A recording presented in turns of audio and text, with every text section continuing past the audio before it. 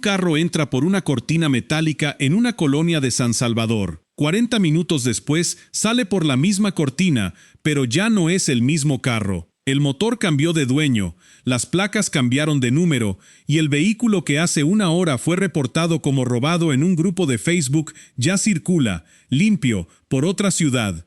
Usted ha pasado por decenas de talleres como ese sin saberlo. Y detrás de varios de ellos, durante años, estuvo el Barrio 18. No eran mecánicos comunes, eran el eslabón que convertía el delito en dinero contante en cuestión de horas. Mientras usted paga su cuota de seguro esperando que nunca le roben el carro, esta gente construyó una industria completa alrededor de la posibilidad de que sí se lo robaran. Y lo que voy a contarle en los próximos minutos es cómo funcionaba ese negocio, quién lo protegía, cómo se sostenía financieramente toda una estructura criminal a partir de un patio trasero con techo de lámina, y qué pasó el día en que el sistema que Nayib Bukele armó contra las pandillas llegó también hasta el olor a grasa y pintura de esos talleres. Si a usted le indigna que durante años en El Salvador uno pudiera perder su carro y saber, en el fondo, que la policía probablemente nunca lo iba a recuperar porque ya estaba desarmado en piezas antes de que terminara de poner la denuncia, suscríbase ahora mismo a este canal. Aquí no maquillamos la historia reciente de este país.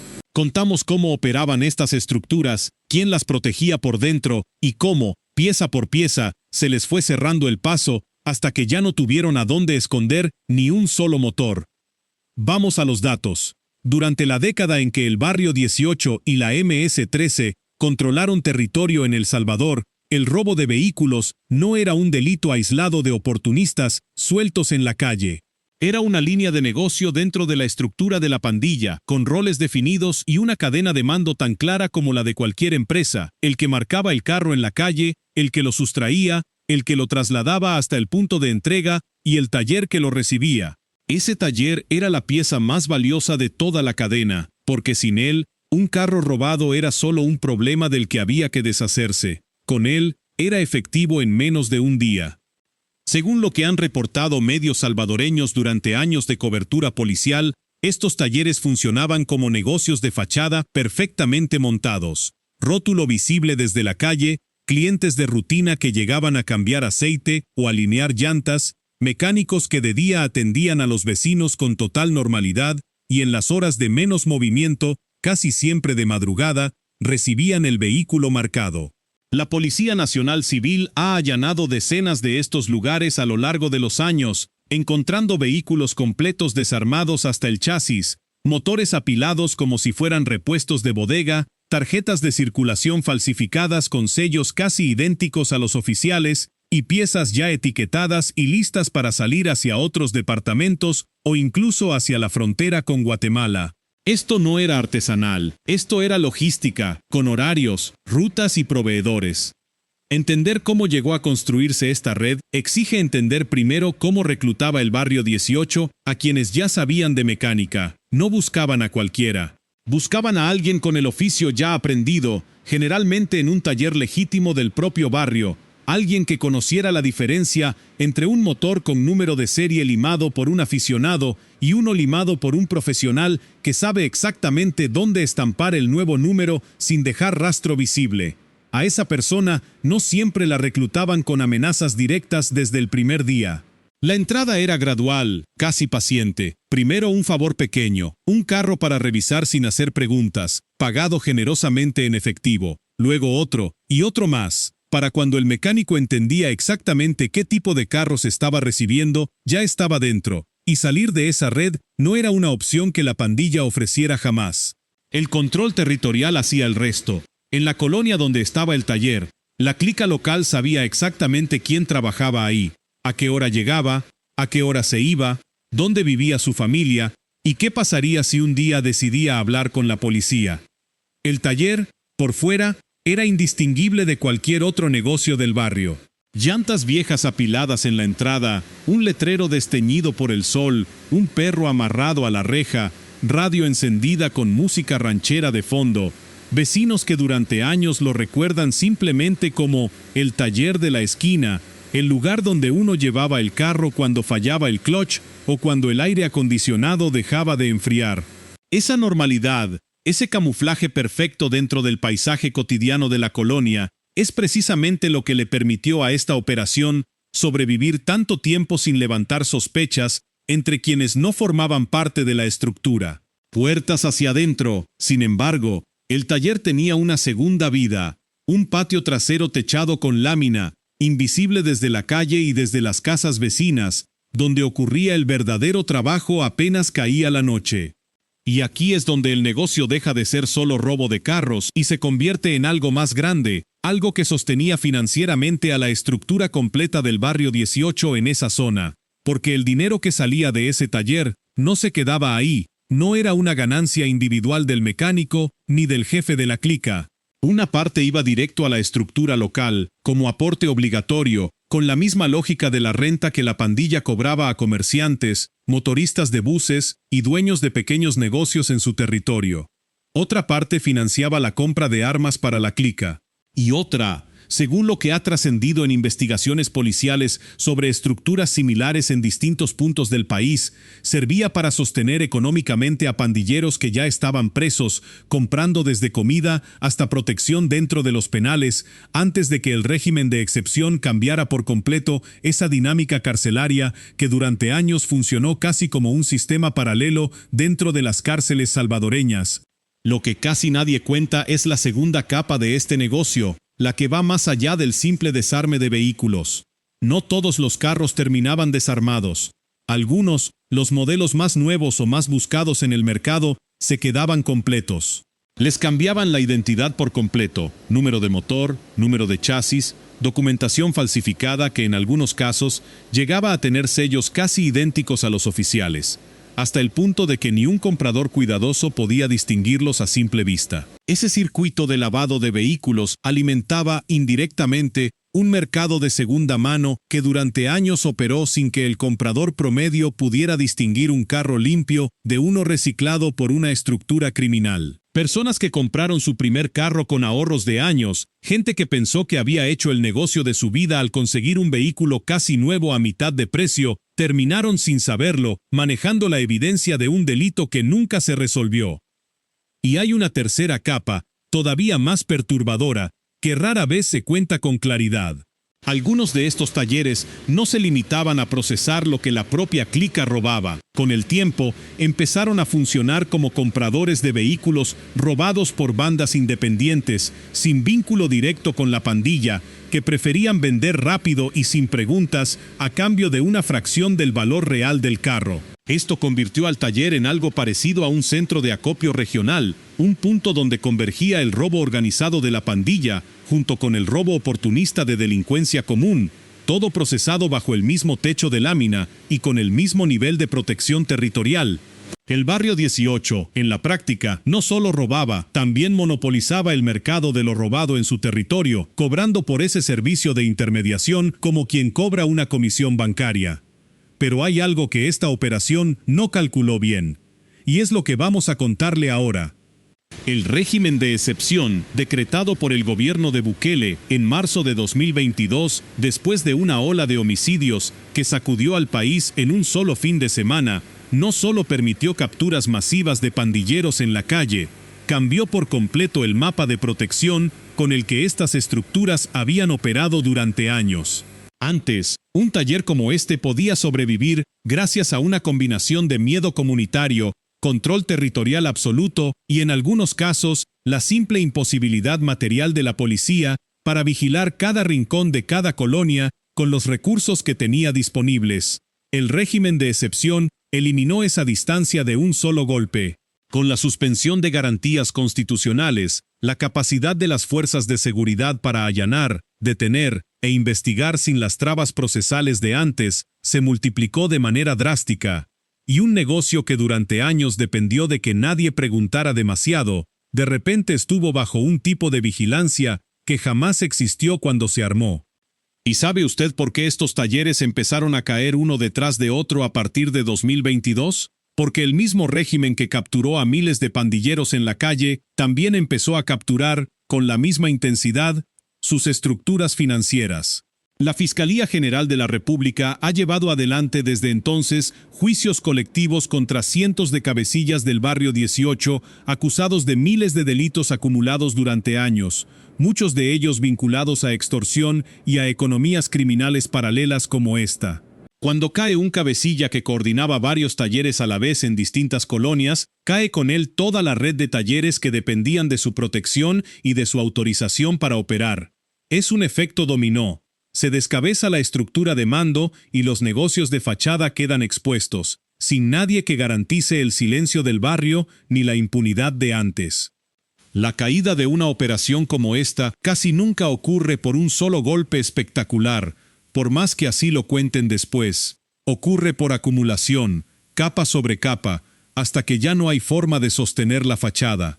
Un vehículo recuperado con reporte de robo dentro de un taller durante un allanamiento de rutina. Una tarjeta de circulación que no coincide con el número de motor cuando un agente hace una verificación al azar en un retén.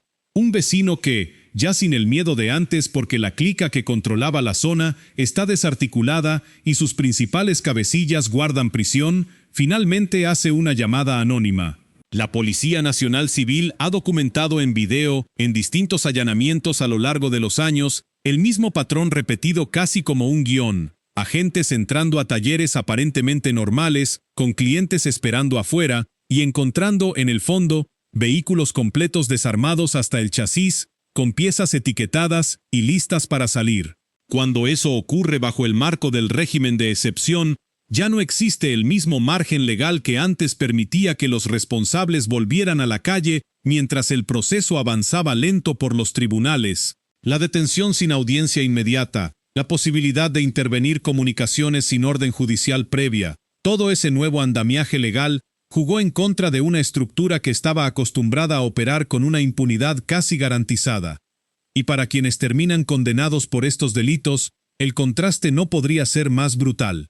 De administrar un negocio que movía vehículos, dinero y piezas todos los días, con clientes, proveedores y una rutina casi empresarial, a una celda dentro del Centro de Confinamiento del Terrorismo, el CECOT, la megacárcel construida específicamente para albergar a miles de pandilleros bajo un régimen de aislamiento casi total. Ahí no hay talleres que administrar, ni clientes que atender a las 7 de la mañana, ni clica a la que rendirle cuentas ni renta que entregar cada semana. Solo el mismo uniforme blanco, la misma rutina marcada por el reloj institucional y la misma sentencia larga que ahora enfrentan cientos de miembros del barrio 18 procesados en juicios colectivos por estructuras criminales completas, no ya por hechos individuales aislados, sino por el funcionamiento entero de la maquinaria que sostuvieron durante años. Pero detrás de cada carro robado que pasó por uno de estos talleres, hubo una persona que perdió más que un vehículo. Perdió, muchas veces, su única herramienta de trabajo, un taxi con el que sostenía a 5 personas en su casa. Una moto de reparto comprada a plazos, todavía sin terminar de pagar cuando la robaron. El carro con el que un padre de familia salía a vender algo temprano en la mañana, recorriendo mercados, para sostener económicamente a su hogar. El seguro, cuando existía, tardaba semanas en resolver el caso, y en la mayoría de los casos, ni siquiera había seguro que cubriera la pérdida. Familias enteras tuvieron que asumir el golpe como si nunca hubiera existido justicia posible, porque durante años, en la práctica, casi nunca la hubo. El vehículo ya estaba desarmado, disperso en piezas por medio departamento, antes de que la denuncia terminara de procesarse en la delegación policial más cercana. Vale la pena detenerse un momento y pensar en la escala real de este fenómeno. No hablamos de un taller aislado en una sola colonia. Hablamos de un modelo que, según distintos operativos policiales a lo largo de los años, se replicó allí donde el barrio 18 mantuvo control territorial sostenido, desde zonas urbanas densas hasta cantones donde la vigilancia institucional llegaba tarde. Hay otra víctima silenciosa en toda esta historia. Una que casi nunca aparece en los reportes, el comprador de buena fe. La persona que ahorró durante años, que revisó papeles, que pagó por lo que creía era un carro legal, con toda su documentación en regla, y que un día recibió la noticia de que el vehículo que maneja desde hace meses tiene reporte de robo, que su tarjeta de circulación es falsa, y que ahora enfrenta un proceso legal para demostrar que no sabía nada. Esa persona pierde el carro, pierde el dinero que pagó por él, y en algunos casos incluso enfrenta sospechas iniciales de las autoridades hasta que logra probar su inocencia. El daño de estos talleres entonces no se midió únicamente en los vehículos robados directamente, se multiplicó silenciosamente en cada reventa fraudulenta que ocurrió después. ¿Qué cambió estructuralmente para que hoy sí sea posible cerrar uno de estos talleres y llevar a sus responsables ante un tribunal por crimen organizado y no solo por un hurto aislado que antes se resolvía, si acaso, con una multa administrativa? La respuesta tiene que ver directamente con el proyecto de seguridad que Bukele ha sostenido desde 2019, primero con el Plan Control Territorial en sus fases iniciales, y después, de forma mucho más agresiva y con resultados medibles, con el régimen de excepción vigente desde marzo de 2022. Antes, un taller como este se investigaba, si acaso llegaba a investigarse con seriedad, como un caso aislado de receptación, con penas relativamente bajas comparadas con el daño real causado. Hoy, cuando se logra conectar ese taller con una estructura de pandilla más amplia, el caso se procesa dentro de los tribunales especializados en crimen organizado, creados específicamente para agrupar a los detenidos según su estructura o territorio, con penas que reflejan la escala real del daño causado a lo largo de los años, no solo el valor de un carro individual robado en una sola noche. Aún así, sería ingenuo cerrar esta historia como si el problema estuviera completamente resuelto de un día para otro. Aunque este capítulo se cierra con talleres allanados, mecánicos procesados y estructuras completas desarticuladas, hay cabos sueltos que todavía no se han jalado del todo. ¿Cuántos vehículos con identidad adulterada siguen circulando hoy por las calles de El Salvador, comprados de buena fe, por gente que no tiene la menor idea de que maneja un carro que alguna vez pasó por un patio trasero, como el que le acabo de describir? Nadie tiene esa cifra exacta todavía, y probablemente nunca la tendrá con precisión total, porque muchos de esos vehículos ya cambiaron de dueño varias veces desde entonces. Esta historia importa más allá del carro individual que alguna vez le robaron a alguien. Importa porque muestra algo que se repite en casi todas las estructuras económicas que sostenían a las pandillas en El Salvador. Detrás de cada fachada normal, un taller, una tienda, un negocio de barrio con rótulo desteñido y perro amarrado en la entrada, hubo durante años una economía paralela, diseñada con precisión, casi empresarial, para financiar el control territorial de la violencia. No era improvisación, era un modelo replicado, colonia tras colonia, con roles definidos y reglas internas tan estrictas como las de cualquier organización. Y aquí queda un cabo suelto que este canal va a seguir investigando de cerca. ¿Qué otros negocios de apariencia completamente inofensiva sirvieron durante años como fachada para estructuras criminales en El Salvador, y cuántos de ellos, en zonas donde el control ya se debilitó, pero no desapareció del todo, siguen sin haber sido descubiertos todavía? Porque la lección de este taller mecánico no es que el problema ya se resolvió por completo, es que, durante años, lo cotidiano y lo criminal convivieron bajo el mismo techo sin que la mayoría de nosotros lo notara. Si este documental le abrió los ojos sobre cómo operaba esta red de robo, lavado y reventa de vehículos, hay otra historia que tiene que ver directamente con este mismo patrón de fachadas perfectas, la de la mujer que durante años fue el sistema nervioso completo de la MS-13 sin que nadie a su alrededor sospechara de ella. Está en este canal, y le va a sorprender igual o más que esta. Suscríbase, porque en Expediente Salvador seguimos abriendo, uno por uno, los archivos que otros dejaron cerrados durante demasiado tiempo.